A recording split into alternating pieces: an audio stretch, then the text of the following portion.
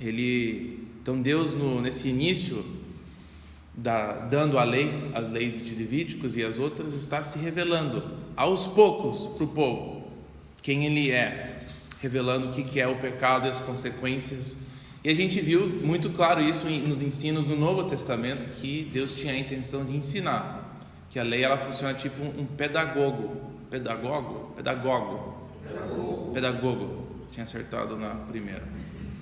Então, literalmente é essa palavra no Novo Testamento. A lei é um pedagogo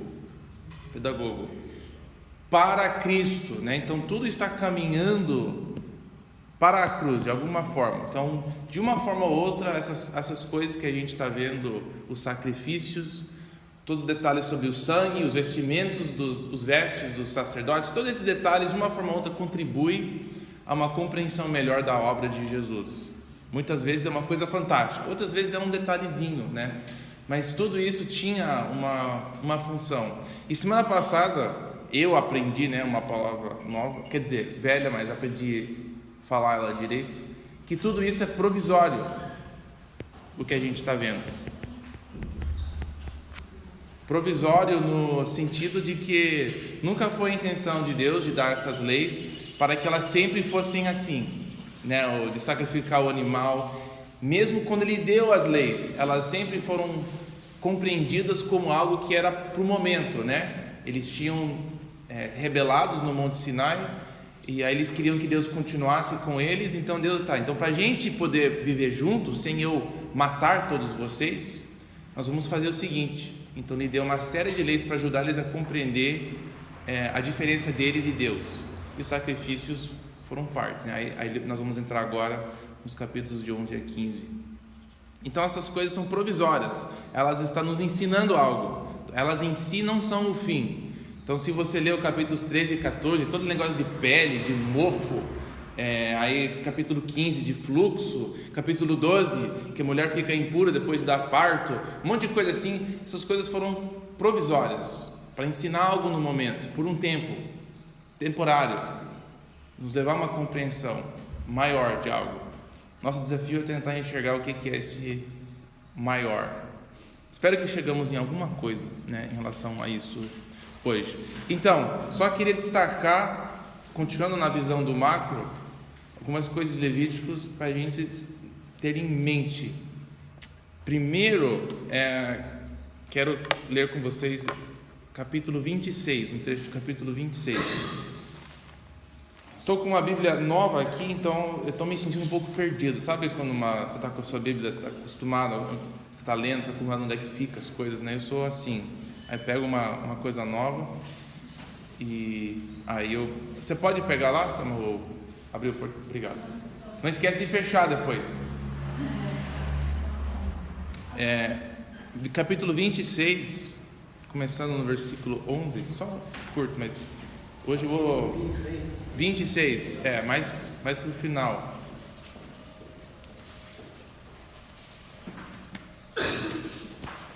Chegando no final, né, do livro, nós temos capítulo 26, na verdade, falando das coisas que vão acontecer se eles obedecerem e das coisas que vão acontecer se eles desobedecerem. Mas tem um trecho aqui na obediência que é muito, muito chave. Versículo 11 a 13. Diz assim: porém o meu tabernáculo no meio de vós. Isso é uma consequência da obediência, tá? Deus falando. A intenção dele com essas leis é que ele queria se aproximar. Temos falado que isso é importante, né? As leis foram dadas com essa intenção, de Deus poder viver entre eles. Porém o meu tabernáculo no meio de vós, e a minha alma não vos aborrecerá. Também estou com uma tradução diferente do normal, tá? Andarei entre vós e serei o vosso Deus, e vós sereis o meu povo. Essa frase ali que ele falou, onde eu vou escrever isso? De andar, não sei, alguém tem uma tradução um pouco diferente? No versículo 12? Então, todo mundo tem andar? Estarei. É interessante, né? O verbo é andar, mas a ideia deste verbo Te expliquei algum tempo atrás da sua noção dos verbos em hebraico, né? Que dependendo da vocalização dela, ela muda um pouco, né? A intensificação. Ela é andar, mas o jeito que ela é falada aqui não é o jeito normal de andar. É tipo estar, de ficar em volta, assim, né? Caminhar junto. É uma palavra que não é usado muitas vezes. Geralmente andar tem o seu jeito de falar. E aí nesse caso, a primeira vez que ela aparece na Bíblia é no livro de Gênesis. É o que Deus fazia no jardim. Ele fazia isso aqui. Ele estava lá de uma forma especial. Então ele ecoa, né, um tempo para trás, Deus falando: a obediência a essas leis, minha intenção é de novamente estar com vocês. Nós vimos que o próprio tabernáculo ele já nos prepara para isso, né? A própria forma dela de fora era de um jardim. A direção das entradas e saídas dela era tipo uma volta, né? O tabernáculo está construído de tal forma que conforme você vai entrando nela, você está indo do leste ao oeste. E quando o povo saiu, Adão e Eva foram castigados, eles foram exilados da presença de Deus, eles saíram do oeste para o leste. Então a própria ideia do tabernáculo era essa volta para a presença de Deus. Então essas leis comunicam isso. Deus quer voltar. O caminho de volta para a minha presença vai ser através de sangue. E vocês vão ter que criar consciência de pecado e santidade. Estou tentando ensinar vocês alguma coisa, essa é a intenção.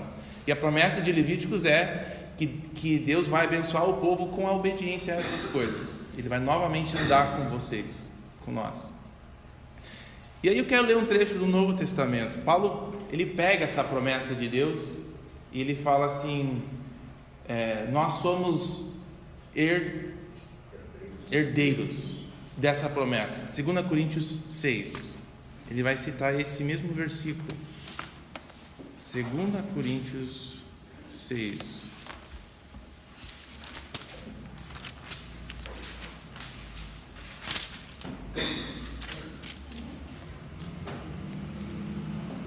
E também se sinta à vontade de fazer um comentário, se você algo que surge à sua mente, um comentário, uma pergunta, tá? Qualquer momento. Então, 2 Coríntios 6, mais para o final do capítulo, ele vai citar esse versículo, eu acho interessante. Tá? O versículo... vamos falar 16, apesar de estarmos pegando no meio da conversa. No versículo 16, então, do capítulo 6... Paulo conversando aqui, falando sobre a interação de pessoas crente e o não crente. Ele fala: que ligação há entre o santuário de Deus e os ídolos? Voltando, né, ele fala uma comparação. Lembra do tabernáculo, do templo, a separação entre as coisas santas e profanas. A gente viu, lendo, né, o capítulo 10 semana passada, que quando a coisa santa interage com algo impuro ou profano, santidade sempre ganha e mata. É por isso que tem a cerca, porque tem que proteger o povo de Deus, inclusive, né?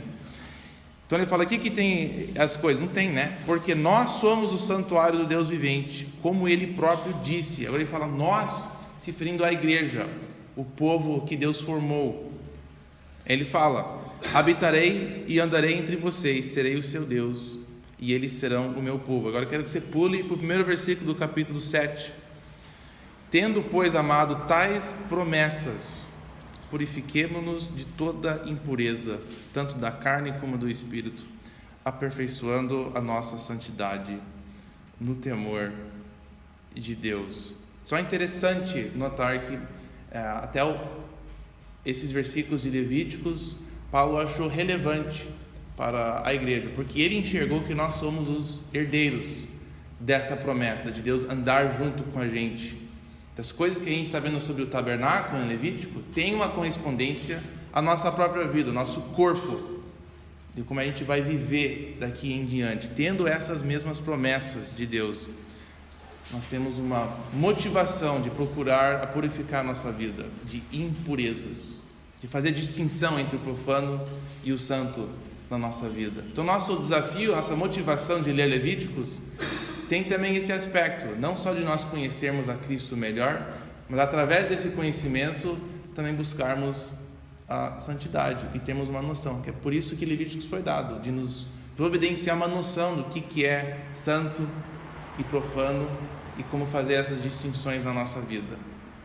Então creio que tem alguma coisa prática aqui. E para fechar a história da Bíblia, no último livro da Bíblia, Apocalipse, nossa, um dicionário aqui nessa Bíblia. Apocalipse, no capítulo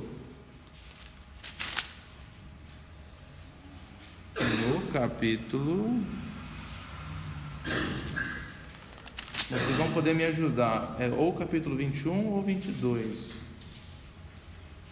Ele vai falar que não tem tabernáculo lá. Tá, é 21, 22. Capítulo 21, versículo 22.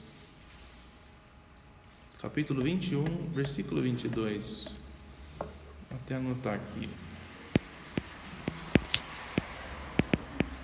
Opa. 21, 22.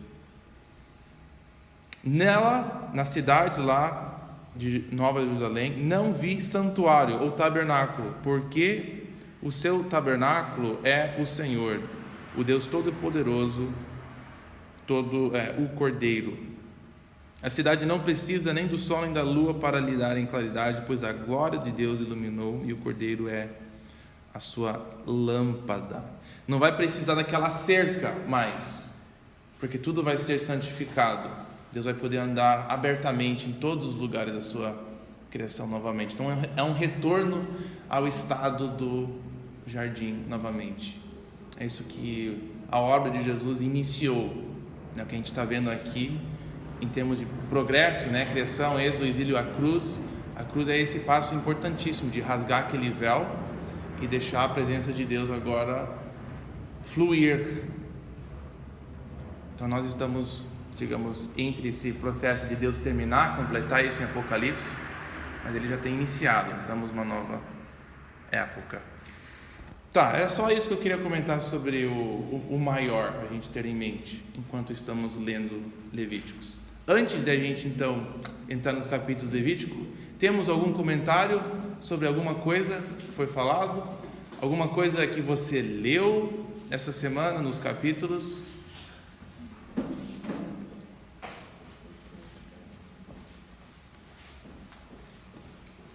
Qualquer coisa.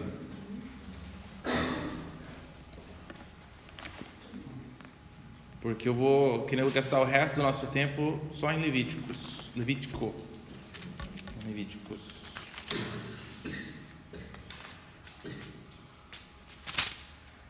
Ok, então eu vou fazer uma pergunta. O que vocês já acharam dos capítulos 11 a 15? Mesmo se você não leu essa semana, mas das outras vezes que você leu, quais são os seus pensamentos iniciais?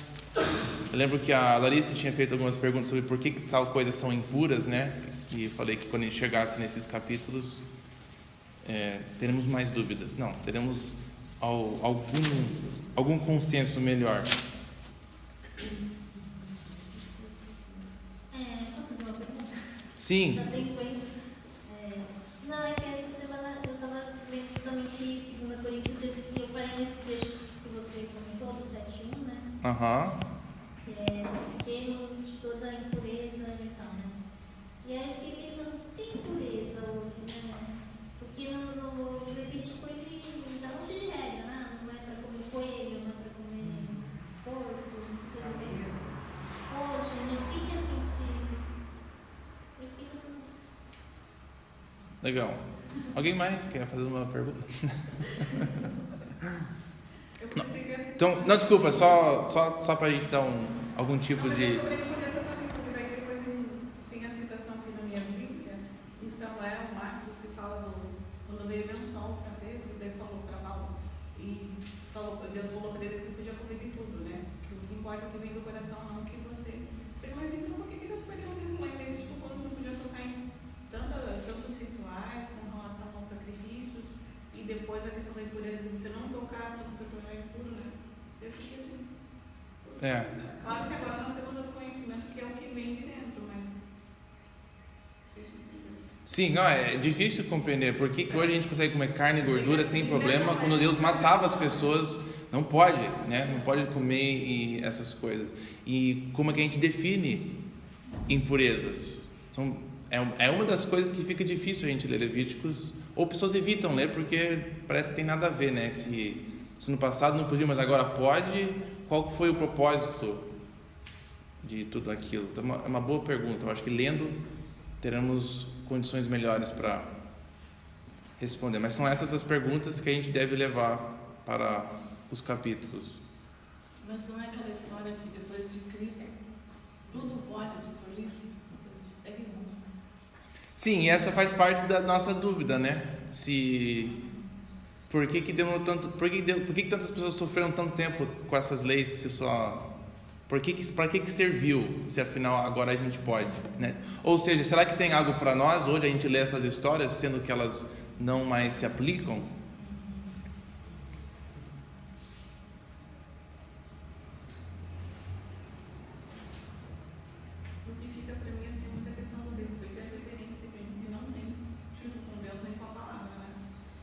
Deus colocou os princípios tão detalhados lá em Levíticos, né, com relação ao sacrifício, e o povo ainda desobedecia. Nós, da mesma forma, né, ainda nós temos muita reverência na leitura da palavra, nos achegar a Deus, né, não tem se prepara essa consciência, para a gente ter essa consciência da nossa pequenez e da santidade e soberania de Deus, né, acho que nesse sentido. Às vezes é porque tem isso, a gente não respeita, mas também tem bastante de confusão. Acho que a gente fica confuso e fica, eu não estou entendendo isso aqui, então como eu não preciso me preocupar, então não vou fazer. A gente não consegue enxergar a utilidade em algo, a gente geralmente não vai trabalhar ou se esforçar para compreender melhor. Confusão nisso, né? Porque se a gente tem que respeitar e honrar e tudo mais, mas ao mesmo tempo ele habita em nós. Né? Então, como é que fica essa situação, né? Mesmo não reverenciando, mesmo não respeitando mais, mas como a gente acha que deveria ser, né? Mas ao mesmo tempo ele habita em nós. Então um jeito da gente começar a pensar melhor sobre como que essas leis da dieta aplica e quais são as coisas impuras para nós hoje, a gente começando em Levíticos, né? Definindo ali melhor, e aí a gente caminha. Então, um princípio interessante é que no final do capítulo 11, que é sobre a lei da comida, ele vai falar, começando no versículo 44. Vou anotar aqui, 11:44. Uma das bases, ou seja, a base dessas leis, mesmo se nós ainda não entendemos ela por completa, versículo 44. Eu sou Jeová, eu sou o Senhor, seu Deus. Então, vos consagrareis e sereis santos, ou santifiquem vocês mesmos, né? Se santifiquem, porque eu sou santo. Então essas leis têm alguma coisa a ver com santidade. Essas leis de alguma forma vai ajudar você a ser mais santo. Essa mesma fala, ela é feita mais para frente, em outro capítulo, né? Nesse outro bloco de 17 a 27, então se referindo não às coisas apenas das comidas, mas se referindo a várias condutas diferentes. Por exemplo, capítulo 19.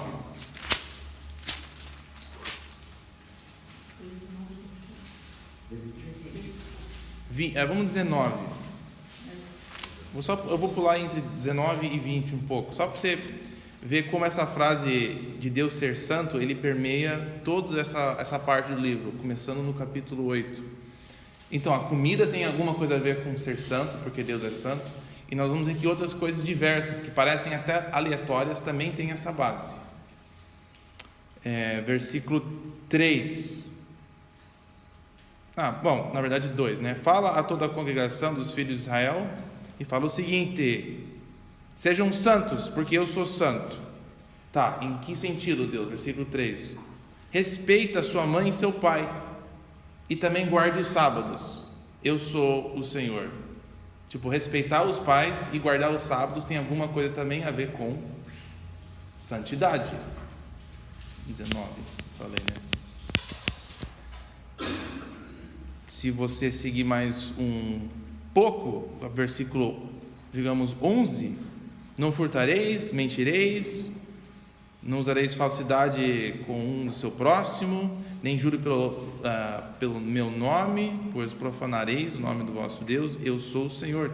A sua fala, a sua conduta dentro de casa, o jeito que você trabalha, tem tudo a ver com santidade. Então, as leis de dieta, a conduta normal tem tudo a ver com santidade. E o que é santidade? Este é o conceito que Deus quer passar para o povo. O que é santo? Se tivéssemos que responder essa pergunta agora para alguém que nunca ouviu essa palavra, como que você vai descrever santo? Todo mundo quer separar de Deus. Oi? Todo mundo quer separar. Então são pessoas. Ok? Legal. São pessoas que adotam um estilo diferente. Espelho de Cristo. O Espírito de Cristo. O espelho de Cristo. Um espelho de Cristo. Tem a ver com a pessoa dele. Sim. Então, santidade tem a ver com ele. O que mais? É justificado, né? Oi? Justificado, Deus. O fato de nós sermos justificados. Então, nós somos santos porque somos justificados. Seria assim? Porque receberam Cristo. Aqueles que receberam são santos. Na verdade, todo mundo foi justificado, mas daí nem todo mundo aceita essa justificação, ou daí no caso não caberia santo para justificar, porque santo é justificado, mas que aceitou.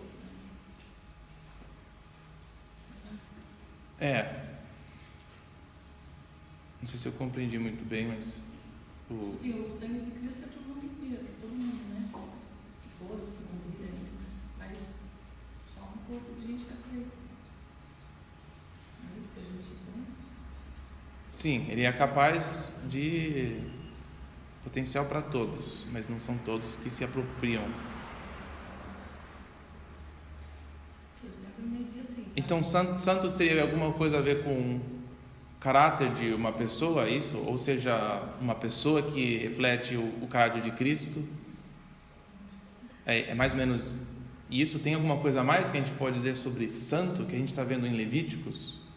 Que Levíticos não fala sobre Messias ou uma pessoa no futuro, né? Ele fala um monte de coisa estranha aqui. A partir dos objetos ali, porque é reservado, que é exclusivo para Deus. Separado. Eu acho interessante Levíticos quando traz a noção de santidade para objetos, também muda um pouco essa questão moral que a gente traz para a santidade. Então, santo tem alguma coisa a ver com Separação. mas é uma coisa moral? Não me parece moral, me parece mais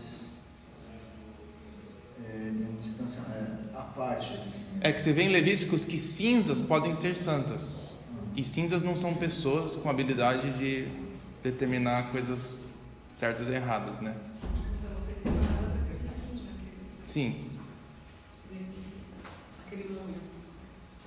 E santidade tem a habilidade também de matar coisas ou consumir coisas que não são. É difícil esse conceito de santo. Se a pessoa pode ser santa, pode ser separada antes ou depois de Cristo, mas ela mata. Moisés, por exemplo. Ele é santo, ele aceitou Deus. Enfim, e ele matou. Então, eu entendo também, eu estou me colocando assim, na minha situação. Eu posso ser santo, eu sou separada por Deus, só que isso me impede de, sabe, perder as estribeiras com alguém. Eu perco mesmo. Eu não perco a minha santidade, eu tenho certeza que não. Sim, eu acho que a gente vai tentar fazer é andar alguns passos antes disso, da nossa conduta do dia a dia, e pensar no próprio conceito do que se compõe algo que é santo, né? E o que o Deus está fazendo aqui em Levíticos é estabelecendo desde o início algumas ideias de o que é santidade. E sem esses conceitos da história, que é muito difícil a gente tentar definir isso. Então, queria falar algumas coisas sobre essa palavra santo. A primeira, e não sei se eu já mencionei isso, deixa eu só escrever ela aqui.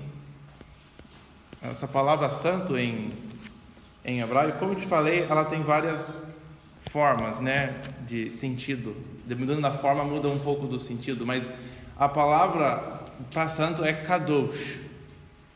Não sei quantos já ouviram, mas kadosh é como a gente fala. E kadosh pode se referir a várias coisas. Muitas vezes coisas que a gente não considera santas, que nem prostitutas.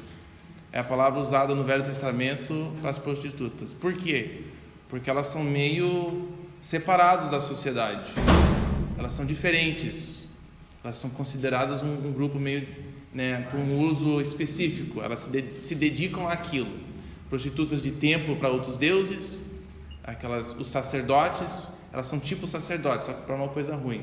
Então a palavra em si, kadosh, ela não tem assim um sentido religioso, ou ela não é intrinsecamente positivo ou negativo, né?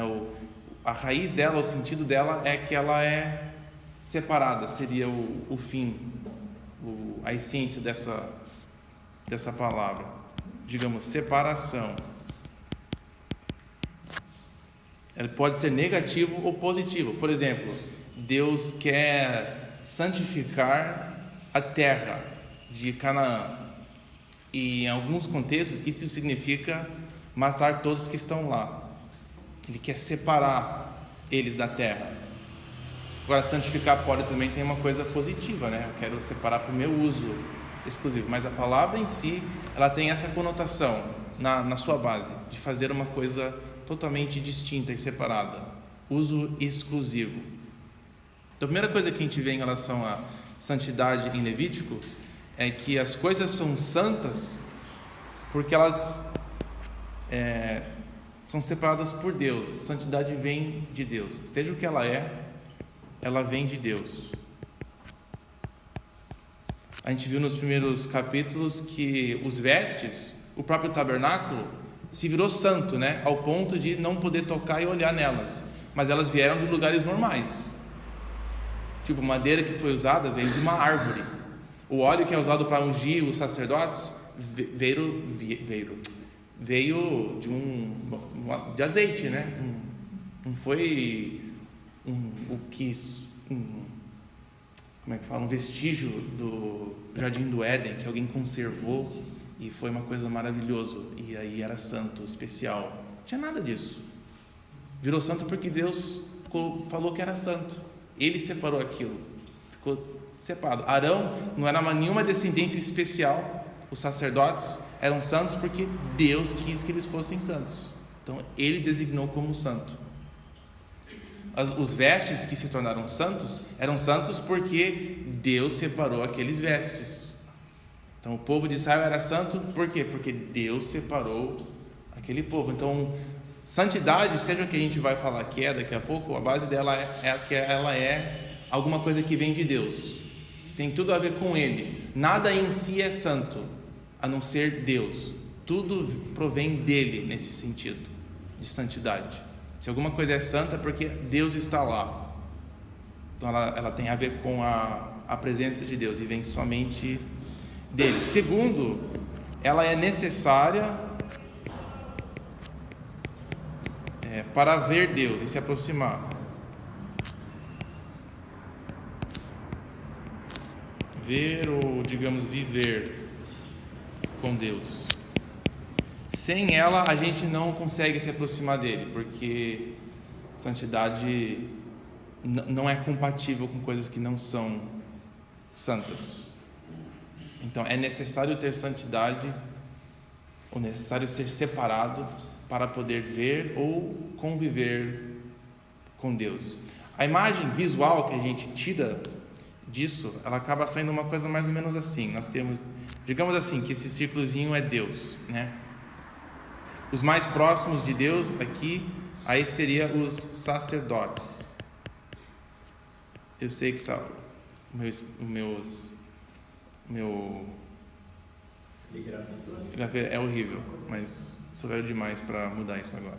Aí um próximo assim seria o povo de Israel, em termos de santidade. Deus no núcleo ali, os sacerdotes em volta, Israel sendo os próximos. Aí por fora aqui seria as nações, eles são os mais distantes. A gente acaba tendo um visual desse tipo. E Israel é chamado a ser cada vez mais santo para poder se aproximar de Deus. Um terceiro aspecto de santidade é que ela é a vontade de Deus para o povo. Sem definirmos especificamente o que ela é, essas coisas já são bastante sobre a importância e a função dela. É a vontade de Deus para o povo. É isso que a gente vê nos capítulos. Eu sou santo, então faça assim. Eu sou santo, então vocês também devem ser santos. No início da criação, a ideia de ter criado o homem era exatamente isso, de ser representantes dele. Então a ideia de nós sermos santos era para nós cumprir a nossa função. É por isso que a gente existe, para glorificar, para preencher a terra com o conhecimento dele. E só sendo santo a gente consegue fazer isso. Então, vem de Deus, é necessário para viver com ele ou ver ele, e é a vontade dele para o seu povo. Ainda não definimos o que é, né? É um tipo de separação que é necessária para ver, e é a vontade dele para a nossa vida. Eu acho que são coisas, isso dá para entender. Agora, o que é em si santidade? Então essas leis vai aos poucos tentando nos dar uma noção disso. O que a gente vê então quando a gente vê os capítulos de 11 a 15? Capítulo 11 são as leis sobre comida.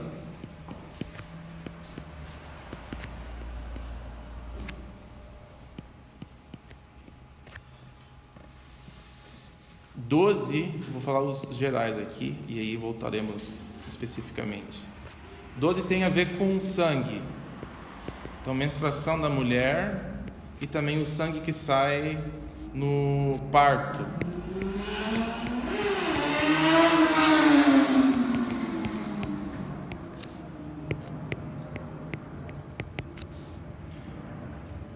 Outra coisinha aqui nessas duas, que lembra que a gente falou que um dos sacrifícios ele purifica, né? O sacrifício da purificação, o sacrifício do pecado, é um sacrifício que é necessário aqui.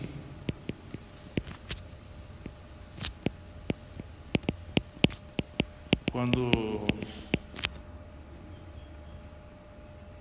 a mulher tem isso, o que ela tem que dar lá no tabernáculo, ela tem que oferecer o sacrifício da purificação, nos nossos termos ali, oferta do pecado.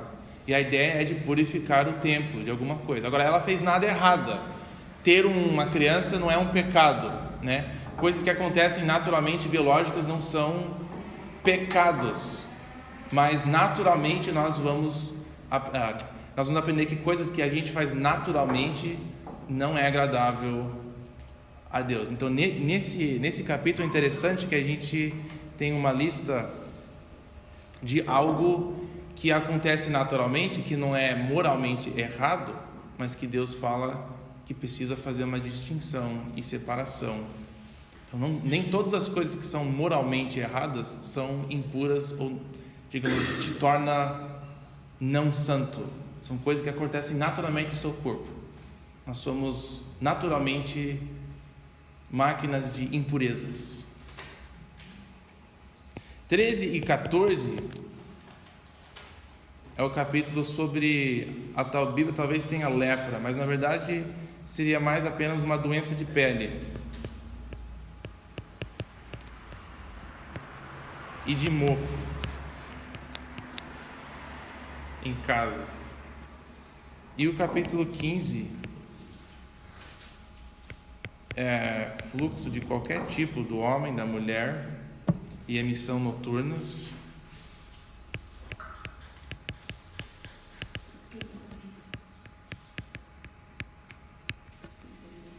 Então a gente tem esse conjunto, coisas estranhas, né? De fazer uma lista, de Deus se preocupar bastante.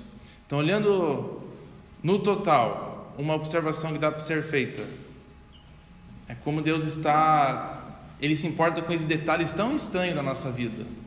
Comida, coisa do nosso corpo. Comida e corpo aqui, né? Regulamentação de comida. E mofo. Não tem nada a ver com isso. A gente mordeu na parede. E se você ler capítulo 14, é um dos maiores capítulos desse bloco aqui. Ele gasta um monte de espaço falando sobre doença de pele e mofo. Nossa Deus, e tanto se puder se preocupar, se gasta um tempão falando aqui, né? Dessas coisas. Então, comida. Vamos começar aqui em cima. Comida. Capítulo 11. Não vou olhar todos os detalhes, tá? Minha intenção aqui não é que a gente entenda por que cada animal era impuro, qual que é a diferença do animal que come aquilo, bebe aquilo. Muita gente tem uma ideia de que Deus estava querendo ajudar eles na questão sanitária. E pode ser que isso foi um produto de tudo isso, a questão de saúde, né, física. Mas a preocupação de Levíticos não é com saúde física, desse tipo, pelo menos. É com a questão de santidade. Então, os animais aqui, eles são meio assim, alguns são escolhidos como princípio só. Não são uma lista de todos os animais que são impuros na face da terra. Só são alguns por exemplo, para dar uma noção. Tem aves, tem coisas do chão, tem coisas do mar, coisas da selva. Tem uma escolha de categorias diferentes para a gente ter uma noção de todos os tipos. Então, abrange tudo. Qual que é a ideia principal? Opa, quase escrevi com caneta aqui. Cadê o... Qual que é a ideia principal? A carne é limitada para comer. A escolha de comida. Ele já tem pouco que está no deserto, ainda não está. Então você tem... lembra aquele círculo que eu fiz antes? Tem as nações, aí tem Israel, sacerdotes e Deus. Aí dentro das coisas diárias da vida de Israel, eles vão ver a mesma coisa. Você tem um monte de animais que as nações podem comer. Quer dizer, é possível você comer um monte de coisa, mas eu quero que vocês façam uma distinção na sua dieta. Dentro de todos esses animais vai ter um limite que você pode comer. Então nós estamos santificando os animais, nós estamos separando os animais. Então você vai fazer na sua vida algo que você vai ter que fazer em outras áreas. É um jeito de ensinar eles o conceito de separação, distinção. Então nós temos um monte de animais e tem alguns. Esses animais em si, eles não são impuros porque eles em si são impuros. Então o fato de o porco ter um pé meio dividido, isso não faz ele impuro nos olhos de Deus. Deus está escolhendo certas coisas para fazer distinções. As escolhas podem até ser aleatórias, porque elas não descrevem todos os animais na face da terra, são apenas alguns exemplos, princípios. Então a questão é de limitar quais são os animais que podem ser comidos. Então o povo tinha uma quantidade limitada, aí os sacerdotes tinham uma quantidade ainda mais limitada, né? Então na própria comida você ia refletir os valores de Deus em termos de coisas santas. Então a comida tinha também essa lembrança que tem santidade. Então quer dizer que essa questão da separação dos animais por tipo, por ter fenda, não ter fenda, não tem uma explicação assim, plausível do porquê que Deus separou dessa Não tem uma explicação biológica, não. É porque todas as aves que têm, todos os insetos que tem asas, que tem mais que 6 asas, tem uma doença que não tem isso, sabe? Não tem uma questão de saúde física, é uma questão de princípio. Nós temos que aceitar e... Não, é santo e impuro porque Deus falou que era. Agora, por que Ele quis fazer essa distinção? Porque na sua comida você vai aprender a fazer distinções. Aí o seu dia inteiro você vai se preocupar com a presença de Deus na sua vida. Então, o princípio por trás é que Deus é santo. Eu vou pensar, Deus está aqui. Então Deus quer participar de todos os aspectos da vida deles. E um dos aspectos que a gente tem todo dia, todo mundo come. Bom, se puder, né? Todo mundo come todo dia, pelo menos uma vez, a não ser mais. E aí eles teriam que gerenciar tudo isso porque Deus mora com eles. É a mesma coisa quando você mora com alguém que tem uma alergia forte a alguma coisa, ou não pode comer tal coisa. Você convive com essa pessoa, o seu dia é afetado porque você mora com ela ou ele, e você tem que aí gerenciar até a sua própria dieta por conta da pessoa, uma mudança, né? Mesma coisa com Deus. Deus queria que você mudasse a sua dieta para você ter consciência da presença dele no seu meio. Então é um meio de um fim. Qual que era o fim? De você ter consciência da presença de Deus na sua vida, que Ele está presente, que Ele quer andar com você. Lembra que os sacrifícios, Deus quer participar de todos os eventos importantes da sua vida. Você vai celebrar alguma coisa? Ele regulamentou que para você comer carne, você tinha que oferecer lá para poder santificar a carne para você comer, né? Então até em momento de celebração, Ele quer que você lembre que Ele faz parte. Até o fato de você ter que regulamentar os animais, te lembra que Deus é o dono dos animais. Você não tem o direito de fazer o que você quiser com o seu corpo, do jeito que você come. Pertence tudo a Ele. Então se eu vou usar um animal, eu derramando sangue, estou lembrando de que Ele me deu isso aqui não é meu. Eu não tenho um direito a esse animal, eu tenho um privilégio dado a mim por Deus de comer. Então eu vou honrar Ele com o jeito que eu estou fazendo na minha dieta. Faz um pouco de sentido essa lógica? Tem um versículo no capítulo 17, um pouco sobre a questão do sangue, mas que também se aplica, eu acho que é esse princípio. Quando Deus ele enfatiza bastante a questão do sangue, ele tem uma frase, capítulo 17, eu acho que é, sim, eu acho que é o, sim, eu tenho dado ele o sangue, eu dei para você isso aqui.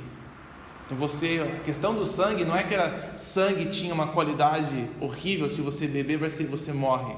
É mais por você ter consciência de que a vida que o animal tem, Deus deu essa vida e você não tem o direito de você tratar o animal do jeito que você quer. Então o sangue, eu dei isso aqui para você poder fazer tal coisa, nesse caso aqui de propiciação, né? Então Deus é o dono do animal. Então imagina essa regra sendo implementada em questões da indústria de comida no mundo, né? Os animais têm que ser tratados de formas específicas e Deus tem que ser honrado na conduta do animal. Deus ali formando um povo que sua conduta vai ser exemplar, né? Vai representar algo, e nisso ensinando eles na sua vida diária que Ele está presente. Eu acho que só esse capítulo em si já daria, para mim pelo menos, eu tenho que me preocupar o dia inteiro com a minha comida, o jeito que eu faço ela, se eu fiz um discernimento, se eu fiz uma separação de algo que Deus aceita e não aceita do animal, de onde que veio esse animal, como é que morreu esse animal. Imagina você ter que se preocupar com isso quando você for para o mercado, todo dia, toda semana. Então é um jeito de Deus nos tornar mais conscientes da presença dEle. Então tinha essas leis, carne limitada, o efeito era santidade, consciência da presença dEle. Você acha que por isso que, assim, é meio de propósito que Ele tirou alguns animais que acho que era do dia a dia deles, né? Acho que coelho e porco devia ser um negócio meio fácil de achar no deserto, ou de criar. De propósito Ele pega e tira alguns que são mais, sei lá, para gerar essa sensação de privação mesmo. Sim, tem a questão de ele fazer essas leis que iria naturalmente separar eles do ambiente dele, entrando numa cultura de Canaã, iria complicar a vida deles com os vizinhos, com certeza. Animais que talvez eles tinham, então ia dificultar você interagir de tal forma com certas pessoas. Idolatria seria um jeito muito forte de você não poder ter muita intimidade com pessoas de fora, porque você não pode comer tal comida, né? Isso, até a gente que tem problemas ou está fazendo uma dieta restrita, é chato você sair com um monte de gente que está comendo coisa que você não pode comer ou não quer comer, né? Isso já é chato. Eu já no momento de dieta vocês vão sair para comer? Vocês vão aonde? Então não vou. Eu já não quero ir lá, ficar em volta daquilo. Ou se é alergia, tá todo mundo comendo tal coisa e não tem comida para você, isso é chato, né? Agora imagine essa limitação, como isso ia cortar os laços sociais. Então seria um jeito de separar eles de relacionamentos que não são bons para eles, influências ruins. Então alguns desses animais sim são envolvidos em práticas idólatras, iria ajudar eles a se separarem dessas práticas, né? De separarem até no trabalho, de pessoas que tratam animais de certa forma. Eles teriam que ter consciência de tudo isso, sempre fazendo distinção na sua vida em todas as áreas, no trabalho, em casa, com os vizinhos, onde as suas crianças estão andando, porque se eles ficam impuros, porque tocaram num animal que morreu lá fora e trazem a impureza para dentro, aí eles estão todos impuros. Então, isso ia afetar a vida do dia a dia, inteiramente, eles. Agora, algumas desses animais é difícil saber o contexto histórico, porque a gente não tem essa informação, né? Mas podemos extrapolar um pouco. E quando ele fala que eu quero que você seja diferente das nações, é o princípio, né? Essas coisas vai distinguir você e elas. E isso tem uma aplicação para nós hoje em dia, né? Fazendo a distinção de influências na nossa vida, das pessoas que estão na nossa vida, tem um pouco disso. Ô Dimas, não, eu concordo que a preocupação principal é fazer essa distinção, mas essa é a questão da saúde física, né? Que é uma coisa que Deus se preocupava também, né? O povo naquela época não tinha noção nenhuma de higiene, conhecimento. E vocês, como um todo, você tem uma preocupação, né, com a questão da saúde física do povo, né? Mas eu acho que às vezes a gente pensa menos deles, porque eles o Egito tinha um conceito alto de higiene. Talvez era mais condições financeiras de poder criar o ambiente, né? O Império Romano também tinha uma noção de banho. O judeu também era extremamente limpo nesse sentido, que veio antes da lei. Mas eles estavam no acampamento, né? Até Deus dá regulamentações até onde fazer as necessidades, né? Porque senão vai virar uma bagunça, muita gente junto e a questão da doença contagiosa, né? Será que não tinha uma preocupação também com a saúde física do povo? Com certeza foi um produto de tudo isso, mas a preocupação maior no Levítico não é de dar você vê que ele nunca fala, é para que você, sabe? Era mais você ter noção de que Deus é santo. Então tinha esse produto, digamos, lei do sábado, descanso. Se a gente colocar um dia cada 7 dias para a gente parar, com certeza faz bem para o corpo, faz bem para o coração, faz bem para a cabeça. Mas a função principal seria de a gente sempre reorientar a nossa semana em volta de Deus, lembrar quem que nos dá vida, quem que nos deu o trabalho, quem que é a fonte e direção da nossa vida. Então tem uma função prática, claro, mas tem a prioridade de que Deus quer ser reconhecido em tudo. E quando a gente acaba seguindo as leis, tem os benefícios que acompanham, né? Claro. Ele que fez tudo, eu acho que ele sabe como melhor funciona. Deus não ia dar uma lei que fosse prejudicial para o corpo que ele criou, né? Mas as leis que a gente vê em Levíticos, a gente não tem nenhuma que é baseado em isso aqui é porque o seu corpo, sabe? Não tem nenhuma lei assim, que é baseado nisso. Então essa distinção de animais, elas parece quase aleatórias, mas o princípio é apenas isso, que você distingue entre as carnes e que você se separe das nações. Então não vou gastar muito tempo nos detalhes em relação a isso, tá? Prosseguindo para o capítulo 12, do sangue. Parece que o princípio aqui do sangue, dessa menstruação e do parto, tem a ver com sangue. Tem a ver com sangue, mais do que qualquer outra coisa. Então, quando sangue sai de qualquer lugar e momento, sangue representa a vida, né? De acordo com o capítulo 17, é a vida. Então, quando a mulher quando sai sangue, se a ocasião desse sangue nunca é conhecido totalmente, mas ela representa a morte de alguma forma. Então, Deus quer que seja tratado e reconhecido. Então, no período de menstruação, ele fala que a mulher então deve se separar por uma quantidade de tempo, que ela vai ficar impura. Isso é quase em termos de segurança, para ter certeza que não é nada impuro, uma aparência de impureza. E o parto, na verdade, eu não entendo muito bem a questão do parto, então não tenho muito a falar sobre isso, mas se é um menino, parece que o tempo é diferente, né? Se nascer uma menina, o tempo é mais comprido. Oi? Eu não estou muito por dentro, eu estava lendo um pouco sobre isso, não encontrei nada que eu gostei muito bem, assim, de até achei que era relevante compartilhar. Apenas que Deus faz uma distinção nisso, até mesmo no nascimento. Ele quer fazer a distinção entre os gêneros, e parece que um tem mais tendência de sair sangue do que o outro, não entendi muito bem. Mas mesmo nesse processo tem que haver separação e consciência de pureza. Por que é impuro isso? Parece que não é dado uma lógica, né? É apenas Deus falou que é impuro, então você vai ter consciência disso.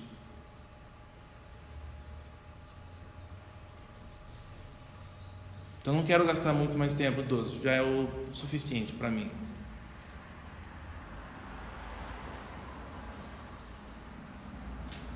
Alguma coisa sobre o 12? Tá, 13 e 14, os capítulos mais compridos deste bloco. Eu li eles várias vezes e eu continuo ficando impressionado com a quantidade de detalhe. O que tem que ser feito, como é que checa, como é que faz. Fiquei pensando, mas por quê? Por que isso está aqui, né? Por que a gente tem isso?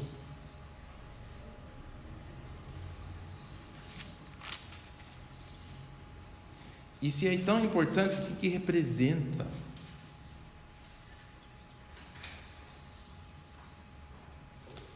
Não sei se eu cheguei a uma coisa definitiva, mas eu cheguei no seguinte: havia uma preocupação alta nesses capítulos de identificar. Então, mesmo se não fosse uma doença, a aparência na pele de morte, de alguma coisa que está morrendo, já preocupava, já era uma preocupação. Então, parece que a ideia é que tem a ver com o seu corpo, de você ter noção do seu corpo, da limpeza do seu próprio corpo. Você está falando de higiene, né, Cris? E parece que esses 2 capítulos têm muito a ver com a consciência do seu próprio corpo, o que está em cima do seu corpo. Limpeza, pureza, a sua pele. E a ideia é de morte mesmo, que é essa doença de pele. Não é lepra, pelo que a gente entende aqui, o jeito que essa doença funciona. Se fosse lepra, não se cura em questão de dias. Então, se tivesse uma mancha na pele e depois de 7 dias foi passada, isso não é lepra. E nem se ela... Na minha tradução aqui diz a lei acerca da lepra. Pois é, que a razão que a gente tem isso na Bíblia é que quando o Antigo Testamento foi traduzido para o grego, os tradutores, na época antes de Jesus, traduziram com a palavra lepra em grego. Então ela ficou lepra. Tem uma cena interessante que fala da lepra e depois fala da lepra que é provocada por uma queimadura. Se a pessoa tiver uma queimadura na pele e tantos dias, não sei o que, quer dizer, gasta 30 versículos aqui para falar sobre a queimadura. Se nasceu pelo branco, não sei o que, se nasceu pelo amarelo. Quer dizer, o sacerdote ficava ali olhando a pessoa. Sim. desenvolver a doença, né? É uma doença de pele. Lepra em si parece que ela não é, mas é algum tipo de doença de pele, alguma coisa por cima, né? Tudo bem, a lepra é normal, natural, mas a lepra dá queimadura. A doença da pele, vamos falar doença de pele. Da queimadura aqui, teve uma queimadura lá, o cara tratando, está no celular, teve uma queimadura. Só para falar sobre a queimadura, como é que vai ser tratada aqui, é absurdo. Vai nascer um pelo branco, pelo amarelo, pelo preto, não sei o quê. Sim, E o sacerdote tem que ficar ali olhando. O cara não podia se queimar, o sacerdote ia ter sido cobrado. Então é interessante, porque não é só, porque a queimadura podia ser transformada numa lepra se ela dependesse do grau de queimadura. Se ela passasse da pele para a carne, ia gerar um aparecimento da lepra. Não é só a lepra da doença natural, é a lepra causada pelo corpo. E tem que ter todos os cuidados lá. e essa doença representa qualquer coisa que está no seu corpo que está causando uma coisa ruim, que representa a morte. E novamente é uma consciência das coisas que estão no seu corpo, as coisas que você pega lá fora andando, as coisas que acontecem normalmente, e você sempre está consciente do que está acontecendo com o seu corpo. Acho que um dos princípios é algo que a gente vai ver no Novo Testamento, que o seu corpo não é seu. Deus te deu um corpo. Você é mais do que um corpo. Então, nesse sentido, você está consciente sempre do fato de que você precisa tomar conta do seu corpo. E o ritual de trazer uma pessoa de volta do problema da pele, eu acho que talvez seja o mais interessante desses capítulos, que é no capítulo 14, na segunda metade, tem um processo bem elaborado da cura da pessoa com essa doença da pele. Da cura não, ou seja, ela entrando no campamento, né? A pessoa parece que ela estava morta, porque ela é exilada de todo mundo, ela tem que ficar lá fora, ela não pode entrar. Mas o processo da volta dela que é interessante. Ela começa no 33, mas vamos começar... 33 não. Ela está no capítulo 14, né? Mas eu só quero ler o final, que é o 8º dia. Então... 14?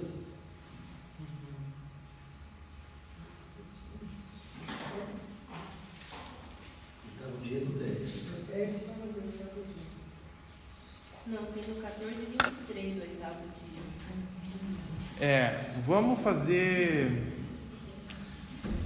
fazer no 23, porque eu acho que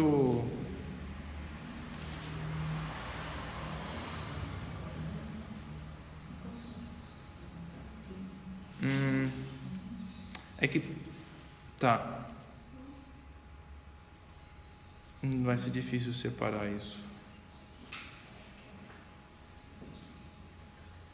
Sim, mas vamos começar no 23, eu acho que vai ser o suficiente.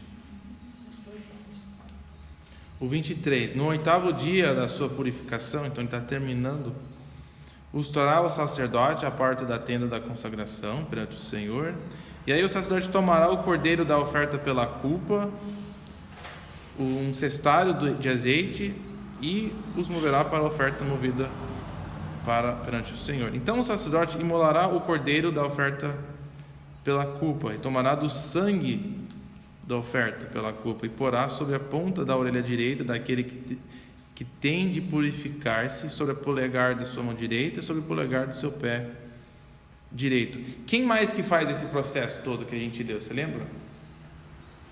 Polegar direito Os filhos de Arão?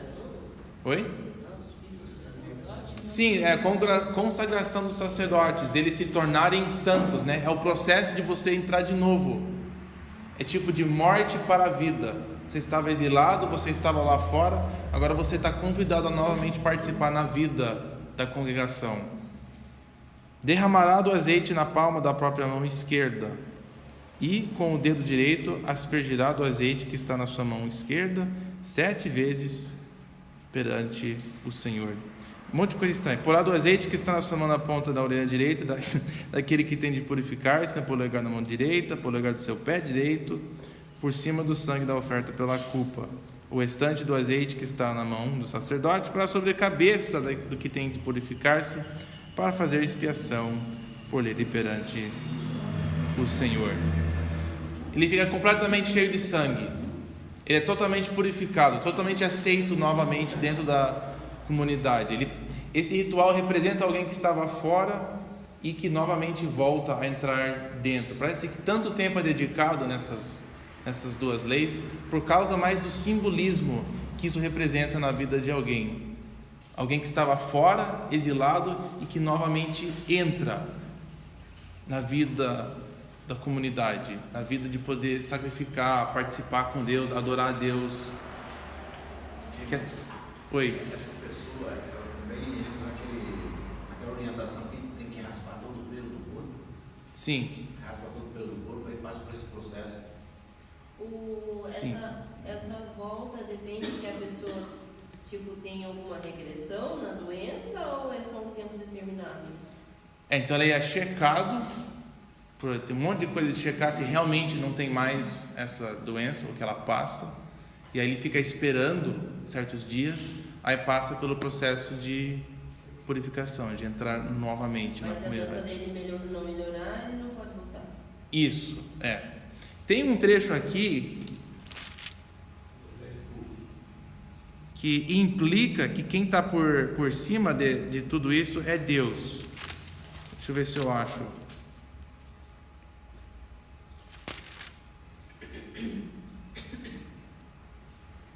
Tem 2 lugares. Um é aqui, o outro é no capítulo 26, que implica que a própria doença em si é uma praga divina de Deus. Nós temos a palavra praga aqui bastante.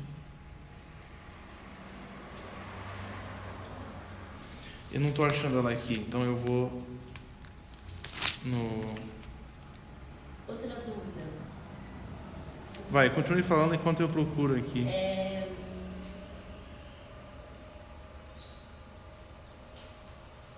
Só tinha doença de pele naquela época ou esse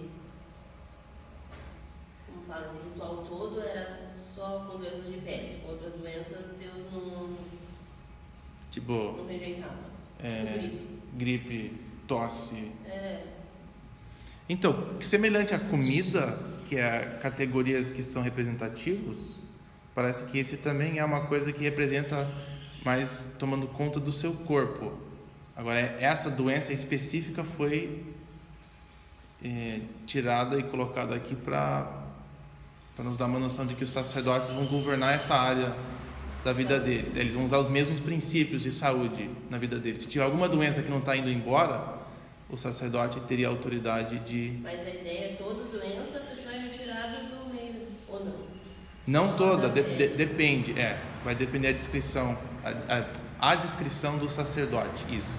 Tem que checar lá para o sacerdote fazer a distinção. É o chamado do sacerdote.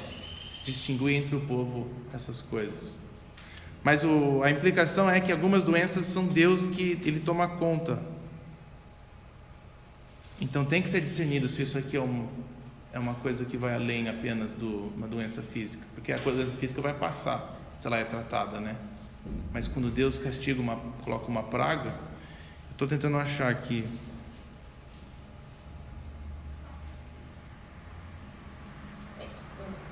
É que às vezes uma doença física não vai passar necessariamente.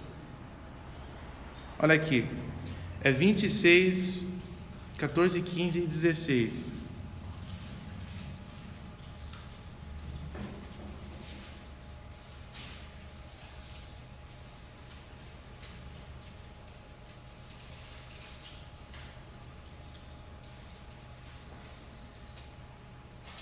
Tem outros que falam sobre as doenças do Egito e outras coisas estranhas. Mas castigos de desobediência envolve, entre alguns, versículo 16, Eu porei sobre vocês terror, tísica, febre ardente, que fazem desaparecer o lustre dos olhos e definhar a vida, e semeareis debalde a vossa semente, porque os vossos inimigos a comerão. Voltarei-me contra os outros, sereis feridos diante dos vossos inimigos. Tipo, você vai ser derrotado em guerra, você também terá doenças, incluindo até a febre. Tem umas consequências de desobediência que parece que envolve algumas das doenças que a gente vê em Levítico. E a ideia é de discernir esses, fazer distinção. Então parece que a lei desse aqui da pele, ela representa o que é feito com doenças. Nesse sentido, me veio duas coisas. Me chamou a atenção, por exemplo, de ser uma oferta pela culpa relacionada à doença. Porque pela culpa é a santificação. Sim, mas esse termo culpa, não sei se é um termo que nós usamos de forma diferente que é usado da época, ou se realmente essa associação é sempre, em Levítico, está doença à culpa. Essa é a primeira coisa que me veio. E a segunda coisa, trazendo para os dias de hoje, é muito comum, isso, por sinal, a gente lida muito com essa questão da culpabilização da doença e da espiritualização da doença. Como a gente lida com isso hoje? Porque muitas vezes, nessa mistura do processo, você trava às vezes a recuperação, às vezes eu espiritualizo no atendimento, ou às vezes eu me sinto muito culpado por estar passando por um transtorno, daí, por exemplo, psicologicamente eu não consigo elaborar tal coisa. Então, trazendo para os dias de hoje fica complexo também, né? Sim, trazer a transferência dessa lei. E até nesse princípio, né? Você vai ler, por exemplo, a gente estava vendo, acho que 2 semanas atrás, da cura do paralítico, né? Que seus pecados estão perdoados, depois levanta e anda, né? Os pecados perdoados como parte do processo também, né? De cura também em Jesus. Lembra que a gente tem sacrifícios que são feitos até os pecados que a gente não sabe, se a gente se sentir culpado. Tem até um jeito de você ter absoluta certeza que o que está acontecendo na sua vida não vem por causa de uma coisa escondida. Aí o sacrifício da culpa, a gente viu que a palavra é reparação, de acertar as contas. Então está tudo sendo alinhado. Então no momento de eu entrar novamente na comunidade, eu posso acertar tudo, minhas contas com Deus, e reconhecer Ele como aquele que me trouxe de volta. Então em todas as doenças teria uma noção de que a minha volta à restauração, ela não é natural, digamos assim, não é só porque eu voltei, algo que eu consegui. Deus fez parte dessa cura e restauração, Ele traz vida, então a gente reconhece Ele na restauração do nosso corpo físico. Então imagina que toda vez que você tinha algum tipo de doença física, que você reconhecesse dessa forma formal, né, Deus. Você vê em todas as áreas da vida, na comida, no seu corpo, o que Ele faz biologicamente, o que Ele produz, nas doenças, Deus querendo fazer parte de tudo, que você tenha consciência da presença dEle em todas as coisas e faça discernimento entre as causas, as fontes, as origens, lembrando que Ele quer andar entre nós. Então acho que isso está permeando esses capítulos, nossa consciência e reconhecimento dEle, que Ele é dono sobre tudo, que Ele é diferente e separado de todas as outras coisas, Ele é a fonte de vida mesmo. Então acho que isso faz, eu acho que a parte mais forte desse capítulo, reconhecimento de Deus até na cura e restauração de uma doença. Ele traz vida. Muito, muito elaborado esse ritual da doença de pele. Não pode ser só apenas porque é doença de pele, né? Ele representa algo muito, muito maior.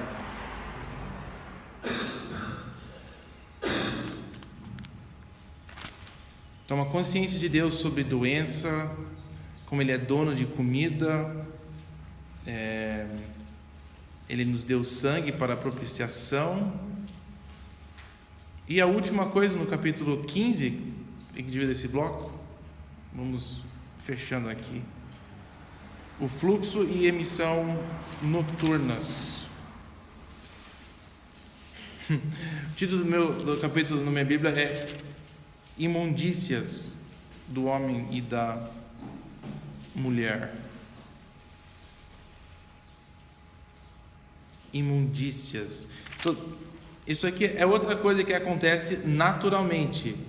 E a conclusão deste capítulo é o versículo 31.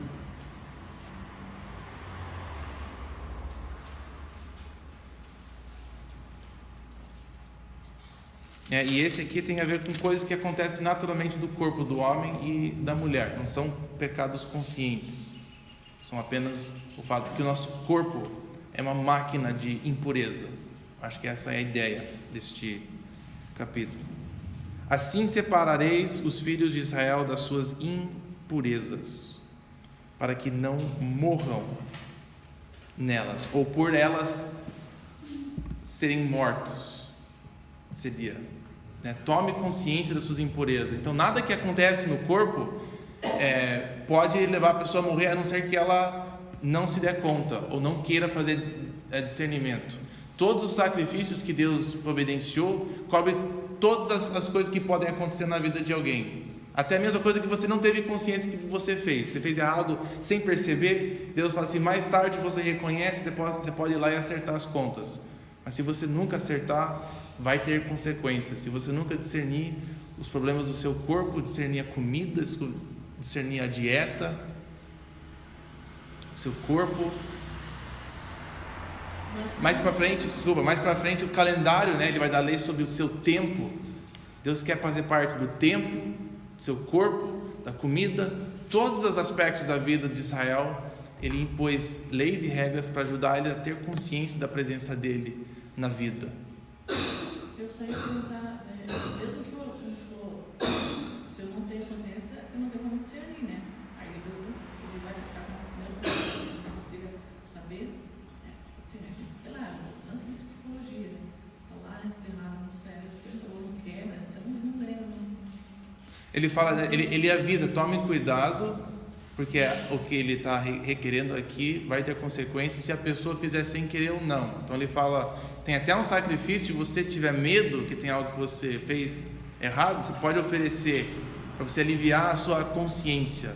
Mas tem alguns sacrifícios que são feitos só depois que você se sente culpado, né? Então ele dá um prazo de tempo para certas coisas. É isso que a gente estava vendo no capítulo 5, que eu estava me referindo. Então esses são os capítulos 11 a 15. Comida, fluxo, sangue, pele. Deus usando áreas... Interessante como ele envolve a comunidade também no processo. Por exemplo, quando está falando aqui das impurezas do homem e da mulher, tipo, toda a sociedade percebe quando ele teve uma pulsão, quando a mulher teve menstruação. Como é que fica isso na relação com a comunidade? Né? Tipo, não toca eles, então todo mundo já sabe que aconteceu algo. Né? E você teria que falar, melhor você não tocar em mim hoje, senão você vai ficar impuro. Então, me chama a atenção disso, como essas coisas, eles havia uma separação, mas não era uma coisa assim que não era falado, que não era um tabu, assim, tipo algo inacessível para a relação social. Né? Sim. Não tinha como ser, não tem como, senão se torna disfuncional. E você prejudica todo mundo se você não falar. Sim, não confessar, não falar. Você acaba prejudicando o resto do corpo, digamos. Sim. Tipo assim, eu fui uma hora lá na 12, né? Tipo, o menino tinha tempo e a menina tinha mais tempo de recolher. Eu fiquei estudando as coisas sobre o gênero de Deus, assim, né? Porque ele mandou um homem, né? Ele não ia treinar uma mulher, assim, não sei se ele fala uma coisa assim na Bíblia, mas... O gênero de Jesus? Não o gênero de Jesus, mas assim, o pai, né? Antes de mandar o filho, sabe? Eu poderia ter mandado. Eu nunca ouvi nada sobre isso, nunca vi nada, mas fiquei pensando agora. Eu não sei se eu sou informado o suficiente para comentar sobre a imagem de Deus como pai, não mãe, Jesus vindo como um homem e não uma mulher. Não sei muito bem o que falar sobre isso. Então vou nem tentar. Mas então, esses 11 a 15, eles são provisórios e são limitados. E são princípios, né, sobre fazendo separação. Uma que Deus quer fazer parte de tudo, outra que Ele quer que a gente tenha consciência dEle em todas as coisas. E são temporárias no sentido de que era para ensinar que tem coisas boas na nossa vida e coisas ruins, coisas que faz bem para a alma e coisas que não faz bem. Ele quer que a gente se separe. E nas outras leis, 17 a 27, são os códigos mais morais, que na verdade eles são a verdadeira fonte da impureza. Mas esses físicos nos ajudem a ter consciência. Então, você tendo consciência em prática em outras áreas da vida, exercendo santidade no tempo, na dieta, no seu corpo, isso representa que tem influências, quer dizer, que a mesma forma que na comida tem coisas que você deve fazer discernimento, também em outras áreas, a sexualidade, no falar da sua língua, no pensar, em justiça, em termos de você agir no trabalho, nos relacionamentos em casa. Então, em todas essas áreas, você vai aprender a fazer um discernimento no que é bom, de acordo com o que Deus fala. Então, esses leis de códigos de comida, de sangue e gordura, corpo, pureza e impureza, eles são representativos para nos ensinar a fazer discernimento na vida, em todas as áreas da vida, que é o que o Novo Testamento nos chama a ser santos, que nem Levítico, ser santos, discernir todas as coisas na vida, todas as áreas. Então, ser santo, de acordo com a Bíblia, é de ter a noção da presença de Deus permeando todo o aspecto da sua vida, em todas as coisas, até a sua roupa. Nós vamos ver em Levíticos como você se veste, como você toma conta do seu corpo, como você come, como você trabalha, como você age em casa. Tudo deve ser permeado por uma noção da presença de Deus. Eu acho que isso é uma das coisas que Levíticos nos fornece. E o outro lado da moeda disso é como Deus quer fazer parte de tudo. Ele quer andar no nosso meio. Ele quer fazer parte de todo aspecto da vida. Ele quer estar lá na conversa, na hora da janta, no almoço, no café da manhã. Ele quer fazer parte de quando você pensa em como é que você vai se vestir daquele dia. Ele quer fazer parte da sua interação, dos relacionamentos das pessoas. Ele quer fazer parte de como você programa o seu ano. Ele deu um calendário para os israelitas. Ele deu também um jeito de você usar o seu dinheiro. Ele quer fazer parte de todas as decisões. Mas se tem um ou outro que a gente não sabe que não está muito assim, agradando Deus, tem um ou outro, tem um ou outro que está bom, né, que sabe, e tem um outro que não sabe. Como é que é isso? Tipo, no meu vestuário, por exemplo, sei lá, ou na minha relação, no meu relacionamento em casa, não tá bom, mas não tá bom, mas Deus, não é isso que Deus quer. Eu tenho consciência disso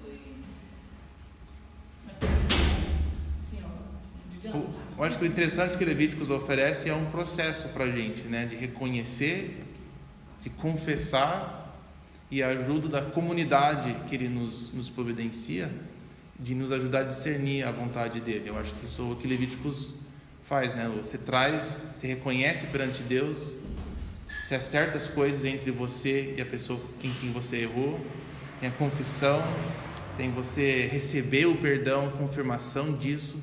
Eu acho que o Levíticos oferece um caminho para a gente, quando nós reconhecemos que algo não está correto.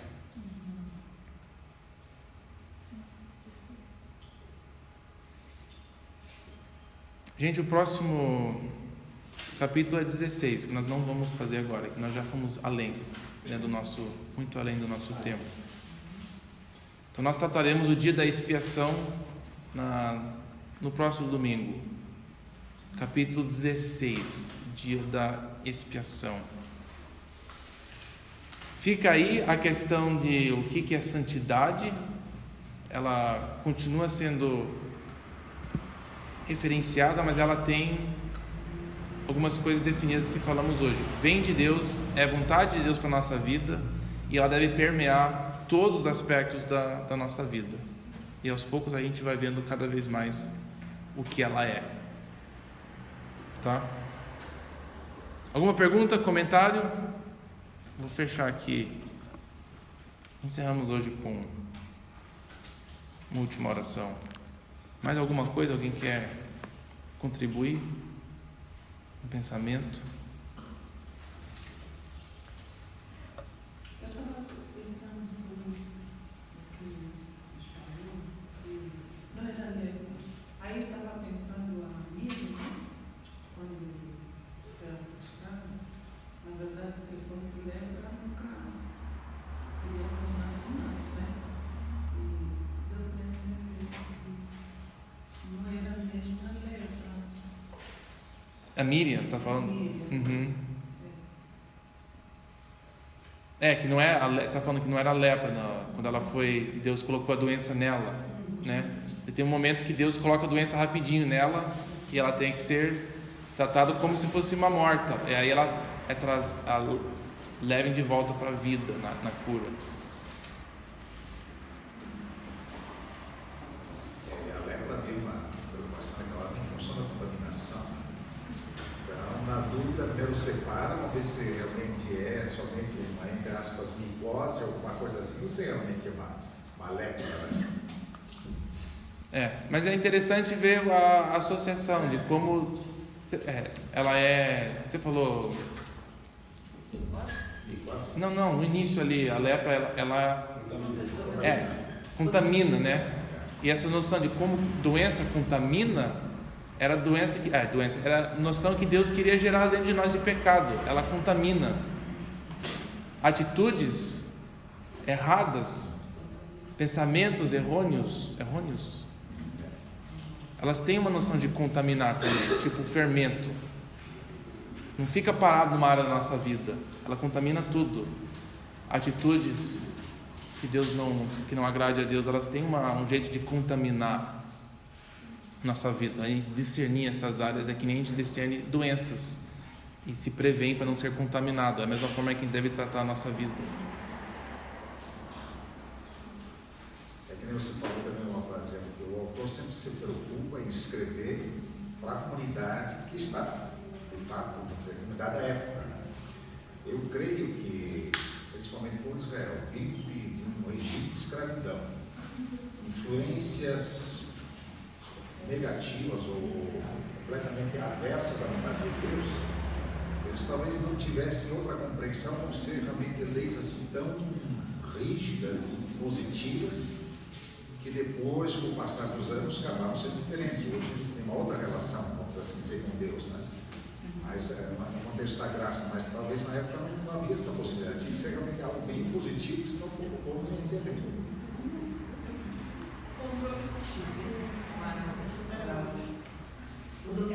Nós estamos segurando todos vocês aqui. Tá, vamos orar e a gente encerra, tá? Aí estamos livres para comer um pouco mais e... Deus, obrigado pelos os capítulos de Levíticos, até que são confusos e difíceis para a gente entender. Pedimos a tua ajuda a nos ensinar aos poucos essa noção, como o Senhor é diferente de nós, também como o Senhor quer permear a nossa vida, quer fazer parte, e nos ajuda a ter consciência na nossa vida das coisas que são impuras. Nos ensine quais são essas coisas. Nos ajude a compreender as coisas que não te agradam, a nossa vida, o nosso coração. E nos ajude também a acreditar e entender o quanto o Senhor quer fazer parte da nossa vida. E como o Senhor tem feito isso possível através da oferta de Jesus, que providencia a gente um acesso à tua presença, e queremos aproveitar ao máximo de tudo que nós temos à nossa disposição por causa da tua graça e misericórdia. Recebe esse dia, nos dê também consciência hoje da tua presença com a gente. Amém.